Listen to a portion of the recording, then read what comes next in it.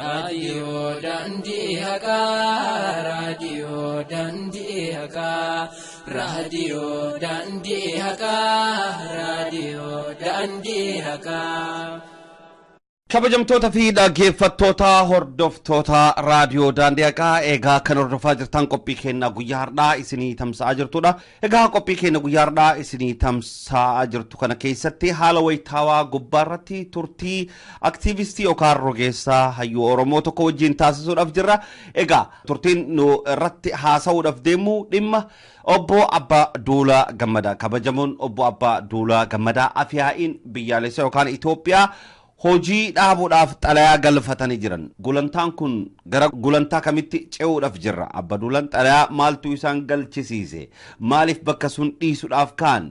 Wanni immoo bakka san yoo dhiisan siyaasaa uummata keenyaa keessatti siyaasaan uummata Oromoo gulantaa kamitti ce'e jechuun ni dandahama.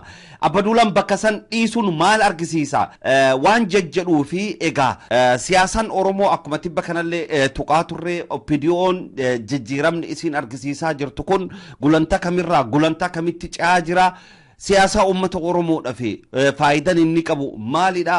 Qabxiiwwan jajjadhan tibba kana keessatti aktiivistii obbo Ittaanaa Habtee wajjin kaasnee qabxii hedduu irraa haasofnee turre. Har'a immoo wanni nu irraa haasa'uudhaaf jirru egaa Abbaa Duulaan gulantaa kamirraa kamitti ce'aa jira? Bakka san dhiisuun isaa maal agarsiifti? Waan jajjadhuuf qabxii kanarratti walitti dhiheenya qaban turtii obbo Garasuu Tufaa wajjiidhaan taasisuuf jirra.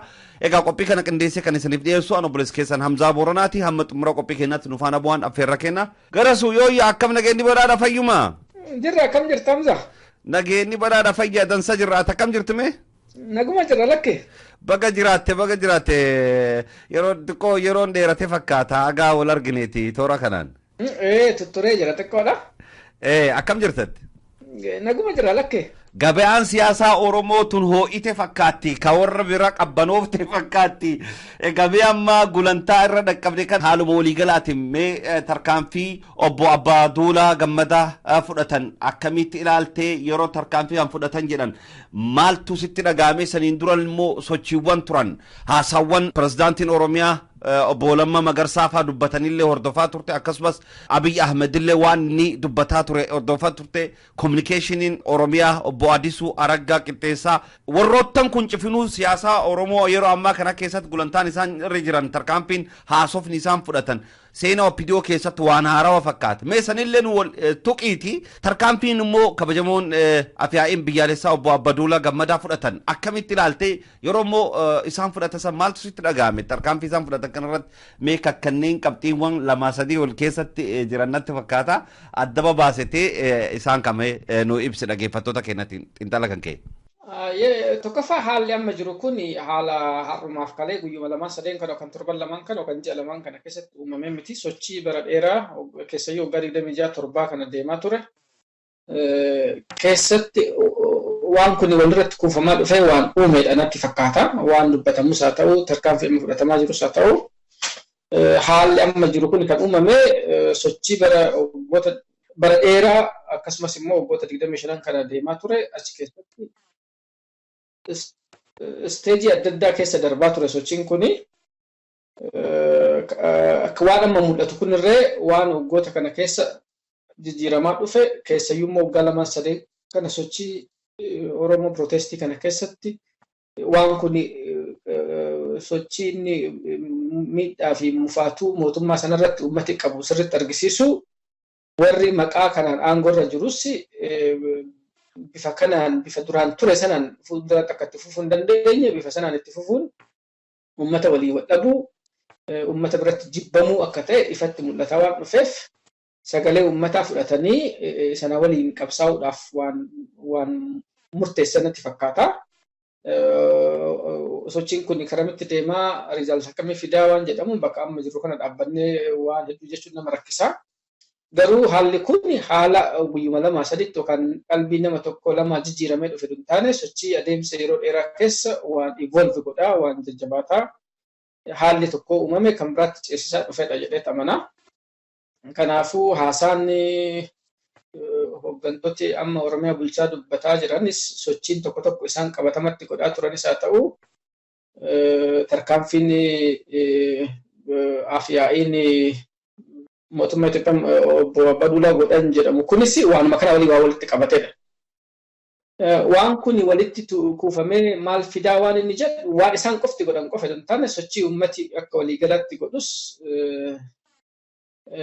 baalaansiin humnaa naannoo kana keessatti uumamu walitti dabalamee waan uumuu waan adeemsa keessa ilaalaa jirrudha. Garuu jijjiiramni wayii tokko achi keessatti akka jiru homaa gaaffii hin qabu. Jijjiiramni kun fundaamentaaliidha. Jijjiiramni hundee dhufuu danda'a gaaffiin jedhu. I think ammarree deebii waan argatuun irra jiraatudha. Anaaf fedhii jijjiirama warri qaban achi keessatti sirriitti mul'ataa jiranii tarkaanfii adda addaa jijjiiramaatti fudhataa jiranii kanaafuu fedhiin jijjiiramaa irra jira. Qaamni yookaan humni jijjiirama fiduudhaaf socho'aa jiru irra jira.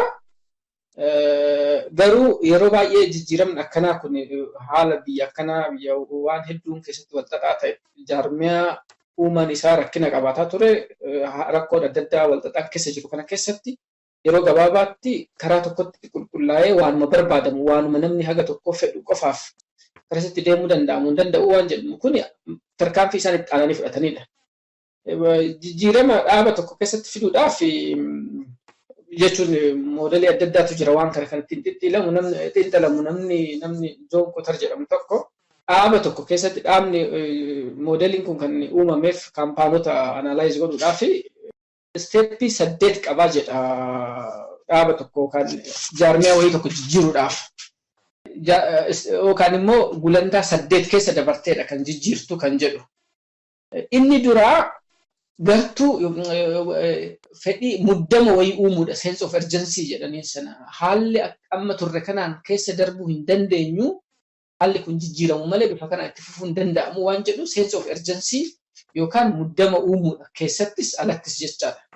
Kan Oromiyaa kana keessatti waggaa argine sochiin waggaa 2-3 kana godhame kun sochiin bara dheeraa uummati godhaa ture kuni muddama sana uumee jira. Eenyuyyuu namni mootummaa biyya sanaa keessa jiru amma haala kanaan dura ture sanaan akka inni itti fufuu hin dandeenye sirriitti mirkaneessee jira jedhee yaada. Kanaafuu sense of urgency sun uumamee jira.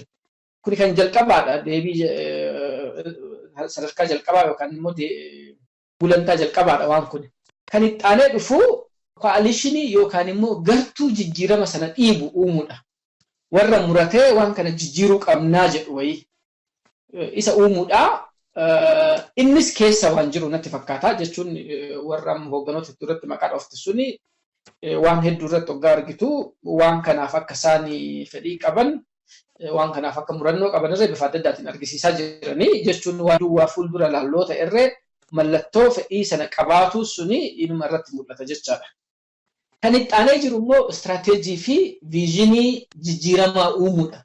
Jijjiiramni lafa nama tokkorraa fudhatame warra irraa fudhatame sanaaf deebisuudhaan yookaan piroojeektii wayii tokko jalqabanii baasiin akka inni deemu godhuu qofaan dhufu jechuun rakkina dhaaba keessa jiran kana rakkina biyya sana keessa sirna biyya sanaa keessa jiru cunqursaan kuni kana fakkaata jedhanii cunqursaa jiru kana sirriitti define godhanii sirriitti ibsanii furmaan isaa immoo kana galiin keenya immoo waan kana jedhanii viizinii qabanis mul'ata qabanis sirriitti namatti argisiisuu qaban. Full fledged manifesto wayii barbaada manifesto jijjiirama. Amma isaan yeroo baay'ee kan irratti argu kan hin hir'atarree jedhanii amanuu akkuma nama ibidda dhaamsuu tokkotti rakkoo tokko hiikaniitti kan biraatti ce'anii kanas sanas hin hiikanii bifa sanaan rakkoo furmaata gaarii tokkorra gahuu hin danda'anii. Kanaafuu istiraateejiis manifestoo jijjiiramaatis viizhinis seet godhuu qaban. Waan akkanaa barbaanna rakkina akkanaatu jira waan akkanaa barbaanna bifa kanaan arganna jedhanii. Isteeppii sadaffaa yookaan immoo sadarkaa sadaffaa isadha.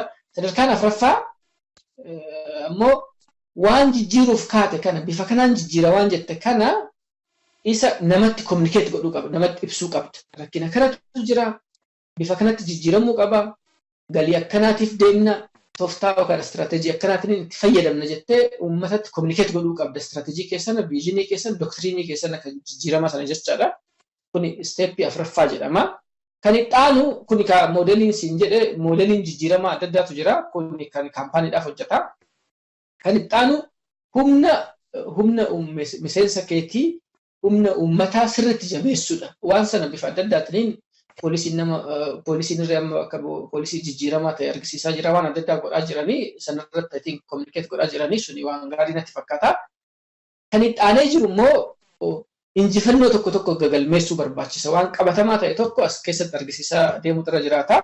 As keessatti waan argisiisaa jiranii tarkaanfii adda addaa kan fudhatan lafa deebisuu waan adda addaa waan godhaa jiranii waan kanarraa oliitirra godhaa deemuu qabaanii. Kan dhumarra jiru waan kan itichuudha yookaan consolidated godhuudha. Suni egaa injifannoon egaa jijjiiramni kun milkiidhaan xumurame waan ta'uudha.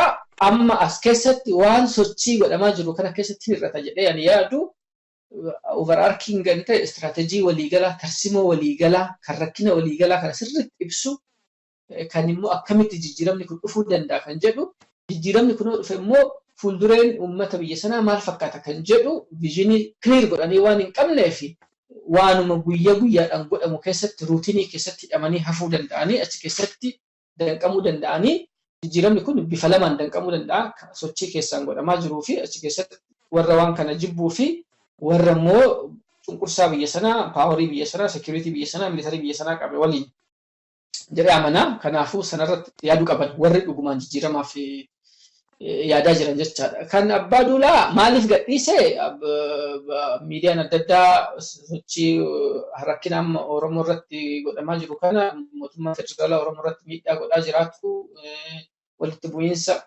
maqaa daangaa Somaaliitii fi Oromootiin Oromoon achi buqqa'u san akka ta'etti miidiyaan adda addaa ibsaa jira.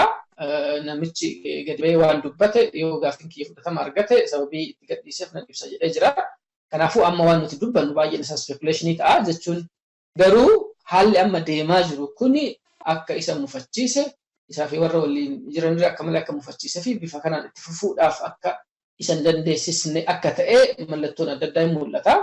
Kanaaf yeroo ammaa kanatti sadarkaa sanatti tarkaanfii akkasii fudhatuun I think waan gaarii tokkoo fi waan jajjabeeffamuu qabu tokkodha.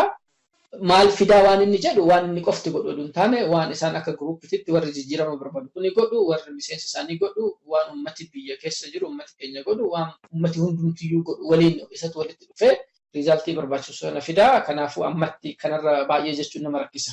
Tole obbo Garasu hedduu galatooma qabxiiwwan hedduu nuu kaaftanii wanni ammallee asirratti xiqqoo akkuma sanbaantanii jaarsi yookaan jaarsa jechuudhaan bakka hedduutti isaan waamanii egaa mee tarkaanfiin amma isaan fudhatan kuni siyaasaa Oromoo fi siyaasaa biyyattii san keessatti dhiibbaan inni fidu maalidha jettanii yaaddan? Haaluma waliigalaatiin dhiibbaa maali fida? Abbaa Duulaan waggoota 27 yookaan sanii oliidhaaf warra kana waliidhaan yeroo dheeraa warra ture itti dheenanillee nama isaan keessatti illee tajaajila ture itti dheenanillee namni warri TPLF kanatti argitee dhiyaatee rakkoo Oromiyaa keessa bakka hundaa kaatu namni dhaqee rakkoo san argitanii bira dhaabbatee furmaata illee argitanii furmaata wayitaawallee kennuu baatu Oromoo biratti dhiyaatee haasawee maal jedhee waan dubbate san hojiirra oolchullee dhabu baatullee nam itti dheenan TPLF keessa ture yeroo ammaa kanatti isaanirraa xalayaa galfatuun isa sun siyaasa biyyatti san keessatti maal fiduuf deemti? Maal agarsiifti? Tokkoffaa biyya sana keessa seenaa biyya sana keessatti namni aangoo irra takka baanan yookaan du'atu isa buusa yookaan immoo humna biraatu dhufee isa buusa. Silaasiin waggaa 40 aangoo irra ture hin buune namni baay'eenis yookaan mootummaa achirra jiru sanatu nama wayiitiin irraa ari'aa yookaan hidhamaa bifa sanaan bu'a malee waan uummata irratti gahu tokko isa laalee namni yookaan biyya alaa gahee hafaa namni achuma taa'ee ayii waan kun nama mufachiisee jira jedhee aangoo irraa bu'e nama xiqqaadha yookaan immoo nama ni beeku namni baay'een hin jiru. Kanaafuu kunumtiyyuu mataan isaa waan tokkodha jechuun namichi kun waan hamaas waan gaariidhaanis ni matamaa waan hamaa hedduudhaanis waan haga tokko immoo gaariidhaanis waan inni himamu jira. Ilmi namaa kamiyyuu sirna adda addaa keessatti bifa adda addaatiin hirmaata. Umurii isaa guutuu jagna hin ta'u namni hundumtuu murtii ati yeroo tokkotti gootu haala wayii tokko keessatti gootu murtii sun waan inni dhiibbaan inni godhutu nama tokko umurii isaanii guutuu waan ittiin komataman hedduu qabaniyyuu murtiin yeroo tokkotti godhan nama tokko jagna godhuu danda'a. Amma murtiin isaa kun maal fidaa waan jedhu ammatti beekuu hin dandeenyu garuu fedhii waan inni dubbatuuf deemu akkuma jirutti ta'ee rakkina amma uummata keessa jiru kana argee bakka sanaa gadhiisuun mataan isaa meeseejii guddaa tokko warra waliin hojjetaa ture sanas ummata amma rakkoo keessa jiruu fi qabsaa jiruufis ummata Oromoo bal'aadhaafis ummata biyya sanaa akkuma waliigalaattis ergaa guddaa tokko kan dabarsanatti fakkaata. Nama biraatiifis bakka sana taa'uun haga yoo fedhii uummataa dunguunne hiikaa hin qabu. Kanaafuu murtii akkasii murteessuun waan ilma namaa mataa qabu tokkorra bara dheeraa waan adda addaa badaas hojjechuu dandeessa. Bakka tokkotti murtiin ati murteessitu garuu jireenya uummatarree kan keerra jijjiiru maqaa keerra jijjiiruu akka danda'u I think waan argisiisanatti fakkaata. Kanaafuu kanaaf waan kabajamuu irra jiraatudha. Akkuma isin jedhe kanatti aanee maal dubbataa maal godhaa waan inni godhuu fi waan ummati waliin godhu suni itti aanee waan inni fidummoo walumaan ilaaluuf deemna. Kan biraa namichi kuni mootummaan kun egaa aangootti dhufee nama fuulduratti mul'atu keessaa nama tokkodha. Fuula mootummaa kanaadha namichi kuni. Kanaafuu inni achirraa bu'uun waan salphaa wayii tokko miti. Nama kaleessa waan kanatti dhufee miti. Hiriyoota bara dheeraadhaaf hiriyyummaa waliin walitti hidhata hedduu qaba. Achi keessaa muratee uummataaf jedhee kan gadhiise yoo ta'e waan isaan irrattirree warra nama akka malee amanamaa nama yeroo rakkoorreen waliin jira waan nu barbaanne qofa godhaa akkuma nuti ergamnetti ergama jedhanii yaadan sana akka qalbiin isaanii jijjiiramuu fi akka rifatan waan godhu natti fakkaata. Siyaasa biyya sanaa keessattis immoo sadarkaa kanatti namni jiru namichi kunis bakka sadaffaa pirezidaantummaa keessaa baasne bakka sadaffaa jira. Bakka lammaffaa jira yoo pirezidaantummaatti daballe bakka sadaffaa jira. Aangoo olaanaa keessaa aangoo tokkodha. Namni sadarkaa sana jiru jechuun aangoo sun qafootaa turreedha. Formally it is the highest kind of position. Bakka sanarraa gadi bu'uun isaa uummata biyya sana keessa jiru hundumaafuu meeseejii sochiin Oromoo kuni bakka namni tokko rakkina Oromoo irra jiru kana jedhuunfatee ani argine jedhurra akka ga'eedha kan argisiisu. Ijoollee sochii godhaa turteef ijoollee waan kana keessatti wareegamteef qabsoon isaanii warra as keessatti madaqee as keessatti baree as keessatti ho'ifatee konfartizoonii uummatee jiruun tanumaa biyyirree akkanumaa akka itti uummata bulchanirree akkanuma jedhee bara dheeraa ho'ifatee raferree akka inni kaasee fi akka isaan uummatatti makaman kan godhe ta'uudhaaf isaaniifirree sochii isaanii kana reinforce godhan jajjabeessaanii warra qabsoon Oromoo akkuma humtuyyuu hin jirre akkuma taphaa wayii tokkotti ilaaluu fi akka humtuu sochiin godhamaa hin jirre tokkotti ilaaluuf irree sochiin kun bakka itti namni ija dunuunfatee itti madaqee ho'ifatee ciisaa jirurree akka inni akkasiin itti fufne akka isarree kakaasaa jirutti argisiisa.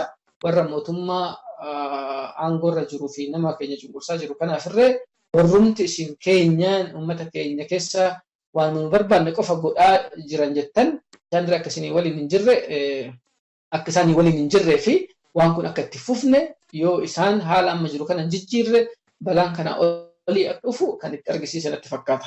Waan itti aanee inni dubbatuu fi inni godhu akkuma jirutti ta'ee jechaadha. Sana waan ammatti waan hin beekneef homaa jechuun nu rakkisa.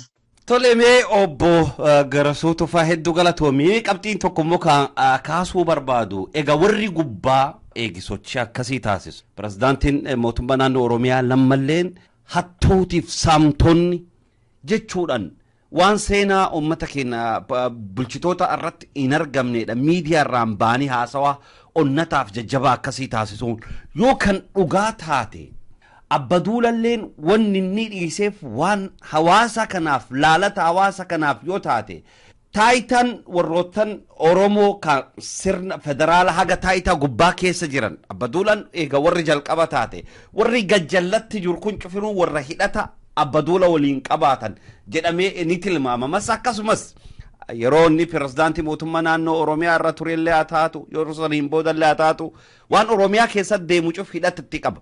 Lammallee nama waajjira nageenya Oromiyaa irratti waggaa 20 ol keessa tajaajila ture.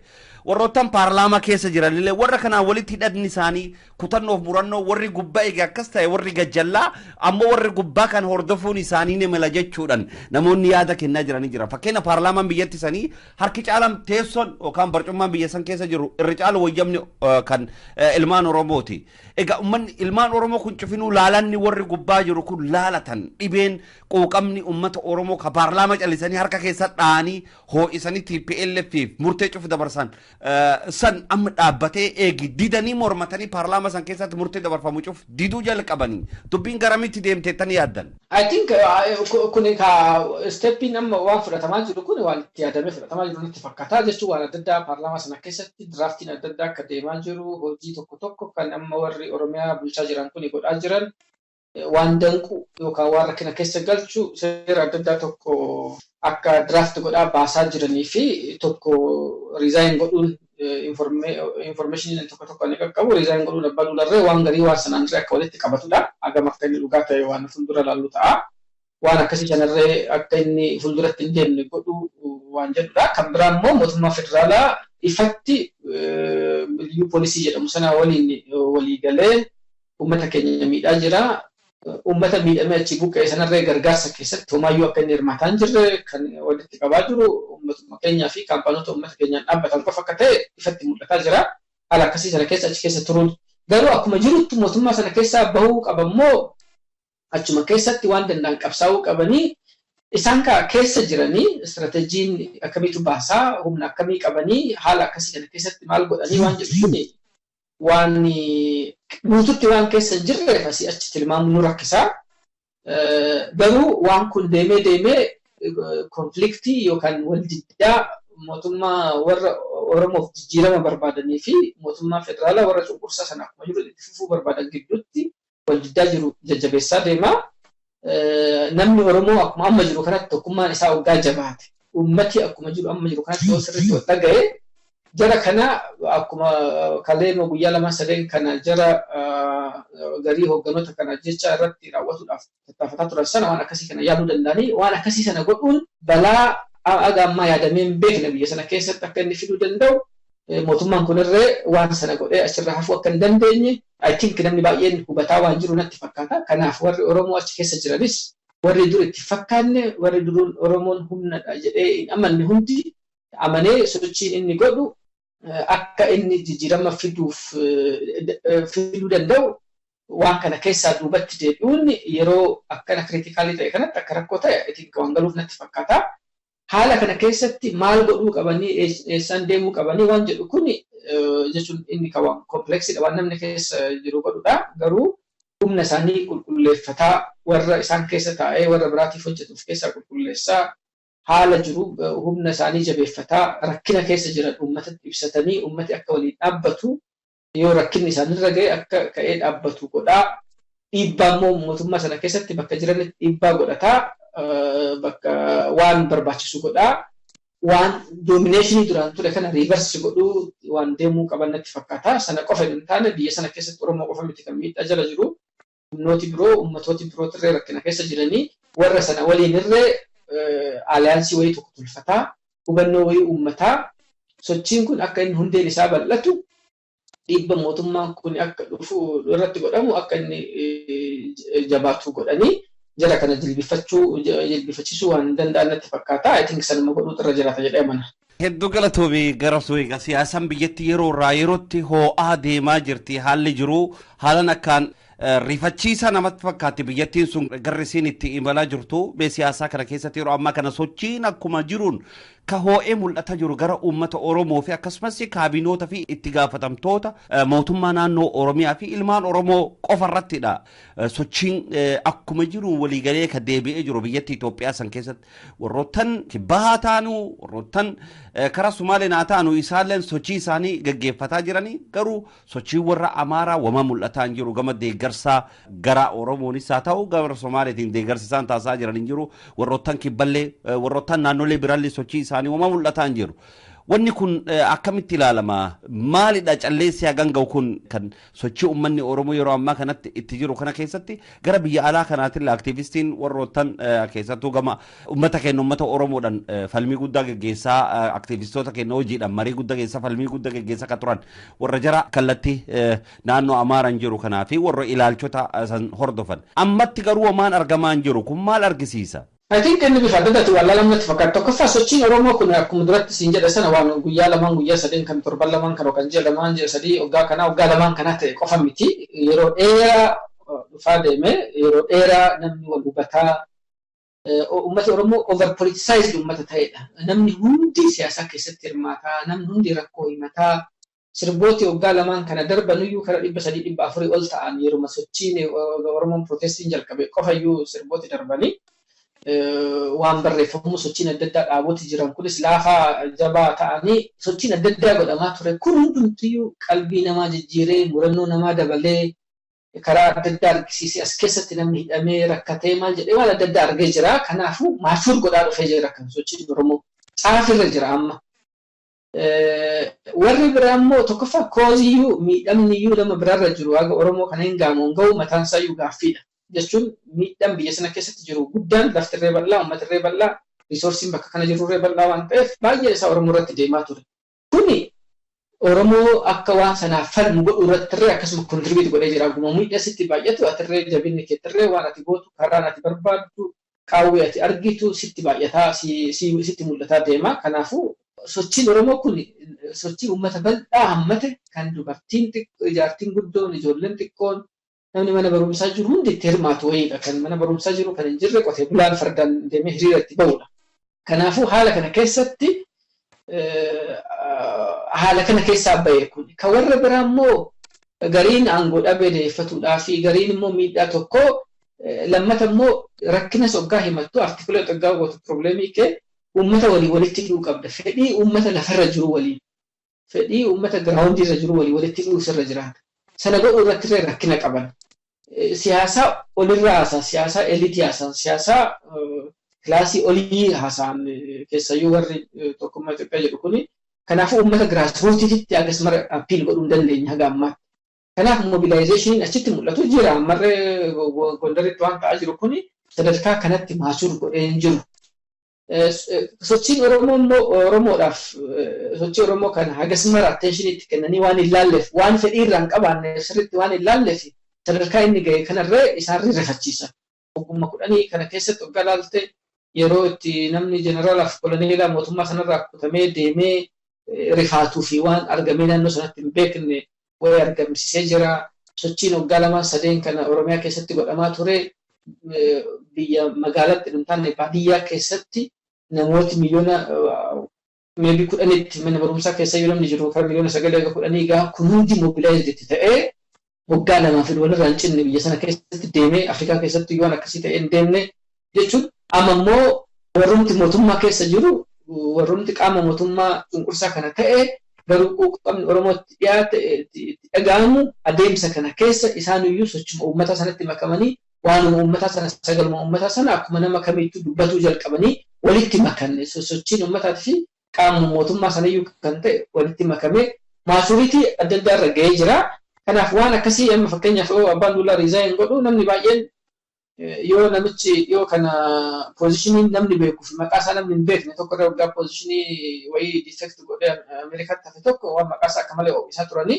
Namichi kun immoo poozishinii biyya sana keessatti lammaffaarra yookaan sadaffaarra jiru kan jiru foormaali aangoo hagam qabaan akkuma jiru ta'ee nama fuulli isaa beekamu fi garii isaa beekamu mootummaa kana waliin looyaalii irraa maayii jedhamee beekamu tokko uummataaf jecha sochii uummataa kanatti harkifamuun isaa isaan dirqamee bakka sana gadhiisuun isaa isaan baay'ee rifachiise.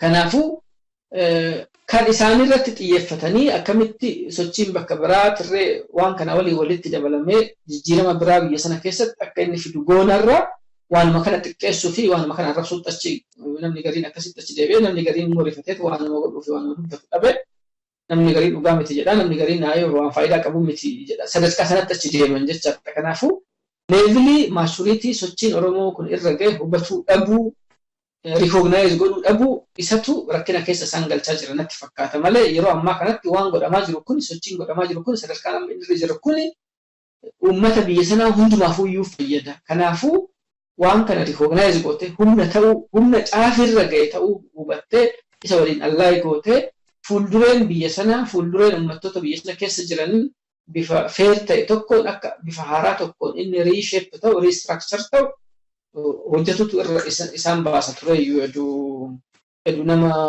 nama haala jiru kana hubatee daddafee reaaktii godhu ta'e.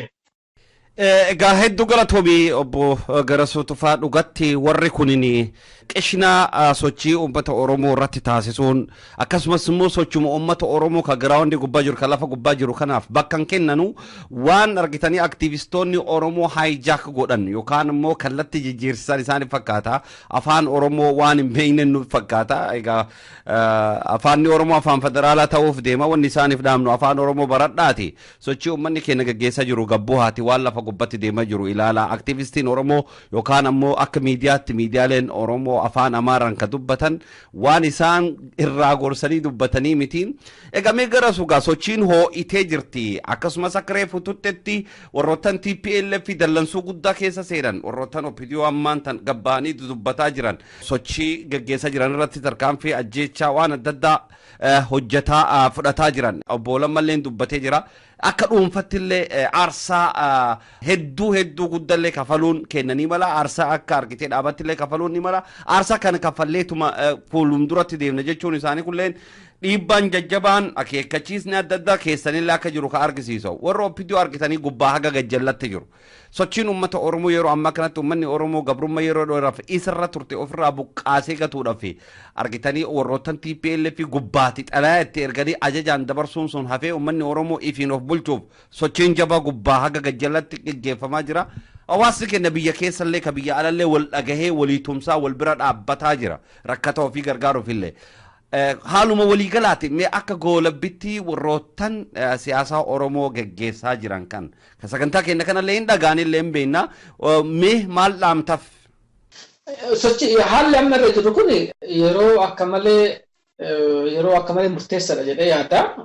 Yeroon kun carraan guddaan irra yeroo itti baname yeroo itti Oromoon seenaa keessatti akka ta'e hin beekne tokkotti keessaa fi ala warri qaama mootummaa keessa jiru warri qaama humna nagaa eegsisuu keessa jiru akka poolisii kuniif kan security fi maaliin jiru hundumtuu fedhiin isaa fedhii waliigalaa keessatti naggaadeen biyya jiru namni qabeenya qabu barataan ala jiru hundi fedhiin isaa walitti dhiyaatee fi waliigalteedhaan wal dubbisuudhaan riid wal godhuudhaan inni hojjetuu jalqabeedha. Histiriin akkanaa ta'een beeku Oromoo keessatti tokko waan kana sirriitti of eeggannoodhaan tarkaanfiin kana booda godhamu hundumtuu warra mootummaa keessa jiruu fi fedhii uummataa qabu haa ta'u warra miseensa jiraa ta'ee fi fedhii uummataa qabu haa ta'u sochii warra biyya keessa dargaggoota godhan haa ta'u naggaadota haa ta'u nama kamiyyuu uummata haa ta'u dhaabota siyaasaa biyya alaa jiran haa ta'u uummata biyya alaa jiru aktiivistii biyya alaa jiru haa ta'u tarkaanfiin kana booda godhamu dogoggorri kana booda godhamu hundumtiyyuu rakkina guddaa tokko waan uumu waan ta'eef waan godhamu hundi of eeggannoodhaan godhamuu qaba jedhee yaada. Waan godhamu hundi tokkummaa kana waliigaltee kana wal hubannoo kana akka inni turuu godhuutu irra jiraata humni isaanii isadha. Sochii warra biyya keessatti godhaa jiranis yeroo hundumaa rakkina keessa jiran waan godhuu barbaadan dhiibbaa irra jiru continuously uummatatti himuu qabanii uummatatti himuun beenyaan isaanii inshuraansiin isaanii folbaakiin isaanii waan isaan gargaaru waan isaan tilbisu waan kanadha. Kanaafuu sana godhuu qabanii sochii kana keessatti eenyutu waan kana keessatti aktaradha eenyutu maal godhaa jira waan jedhu hin taane akkamitti rakkina bara dheeraa keessa turre kana keessa bifa tokko fuulduratti deemnaa waan jedhu kanarratti sirriitti hojjetuu qaban jedheeti yaada. Jechuun ka eenyutu maal godhuu qabaa waan jedhu kun aktariin hedduu waan jiruuf namni waan kana keessa taphatu hedduu waan jiruuf namni hundumtuu bakka jirutti waanuma jiru sana sochii waliigalaa kan akka miinetti waan nuti goonu hundumtiyyuu waan deemaa jiru kanarratti waan dabalu warra mootummaa kana mormu kan jabeessu warra isarratti humna isaa kan laaffisaa deemu kan humna Oromoo immoo jabeessaa deemu waan dubbannus haa ta'u waan nuti hojjennus haa ta'u waan nuti maxxansinus haa ta'u bifa sanaan deemuu qaba jedhee yaada. Haala kanatti warri jiru immoo akkanumatti harka maratee taa'uu hin taane walitti dhufee mari'atee as keessatti maal gumaachuu dandeenya yaada akkamii gumaachina sochiin akkamii hubadhamee irra wayyaa waan jedhu kanarree isarratti irree hirmaatuu qabanii kana yoo goone waan kun akka inni maaliif akka inni jijjiiramuu dandeenye natti mul'atu. Egaa aktiivistii yookaan rogeessaa Garasuu Tufaa sagantaa keenya guyyaa har'aa kanarratti nu argamtee egaa ibsa haala wayitaawaa kanarratti hubannoo dabalataa hawaasa keenyadhaaf mata dureelee kanarratti nu kennu kan keetiidhaaf maqaa dhaggeeffattoota keenyatiin hedduu si galatoomfanna egaa yeroo hedduu hayyamtee sagantaa raadiyoo daandii haqaa irratti argamtee ibsa nuu kennaa turtee jirta ammallee horii bulii deemanii egaa abba duulaani gaafa xalayaa sanii hayyama silaaftuu jarriin kennitiif illee jedhamee yaadamu hedduu shakkama jira gaafa hayyama san argate waan hedduu dubbachuudhaaf jira mee xalayaa san ni kennitiif si hayyamnee jirra jechuu moo hayyamaniif laata maal dubbata jettee abba duulaan yoo xalayaa san hayyama argate hin argata ammoo xalayaa san hayyama jara TPLF irraa inni amma tokkofa TPLF qofa miti kan waan kana keessatti murteessanii Oromoon achi keessa jiru humnooti biraa achi keessa jiranis kan murteessanii lammata immoo namni tokko hojii tokko waan fedhu jedhee waggaa gadhiise waan inni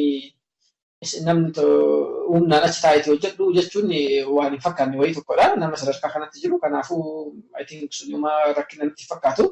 Achirratti maal dubbata akkuma duratti jedhe sana akkanumatti ijuma dunuunfatanii raaguu tokko ta'a akkanaa galutti ana miidhaan amma uummata irra gahaa jiru buqqa'uun uummata irra gahaa jiru walitti bu'iinsa kana keessatti mootummaa federaalaa waan inni godhaa jiru inni immoo maqaa mootummaa federaalaatiin qaama mootummaa federaalaa guddaa kan legislatiivii ta'e kan seera biyya sanaa baasu isa nama hoogganu tokkodha qaamni inni seera baasuuf suni kan uummata isaa miidhoo ta'e bakka sana ta'uun bu'aa waan qabnatti fakkaatu kanaafidha.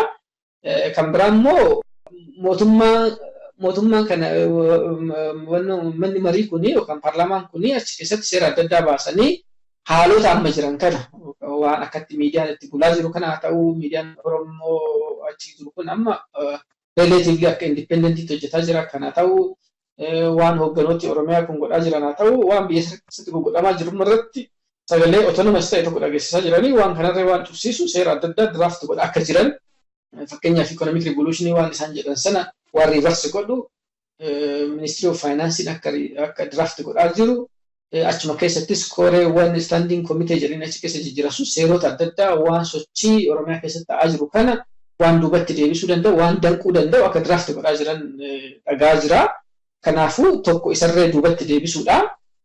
Kan biraa immoo mootummaan kun jarri TPLF irree maqaleetti wal geessee ajandaa wayii qopheeffattee dhufaa jirti. I think ofiidoon asitti waan akka resign godhuu haa ta'u waan adda addaa kanaan irra ajandaa haaraa itti uumtee biizii godhuunii fi waan ishiin qabattee dhufte sun akka harkaa badu godhuun inni waan tokkodha. Kanaafuu kana booda sochii godhamu kana I think uummata waliin ta'ee waan danda'u nan dhiiba jedhee waan dubbatu natti fakkaata. Waan inni achi keessatti maal qabaa waan jedhu sun gaafuma inni dhufe ilaallan. Ayyegaa hedduu galatoomi horii bule obbo Garasuu Tufaa galata guddaa qabdaa yeroo birallee bal'inaadhaan deebinee kan wal arginu ta'a turtiin wajjin taasifteef maqaa dhaggeeffattoota keenyatiin si galatoomfanna nagaa keessa nuu jiraadhu nagaa. Raadiyoo daandii haqaa raadiyoo daandii haqaa raadiyoo daandii haqaa raadiyoo daandii haqaa. Raadiyoon daandii haqaa raadiyoo haqaa dhaabbatti qabsoo dhugaarraa bu'uuramtee miidiyaa hawaasa bal'aa ibsituutu kana wal haala.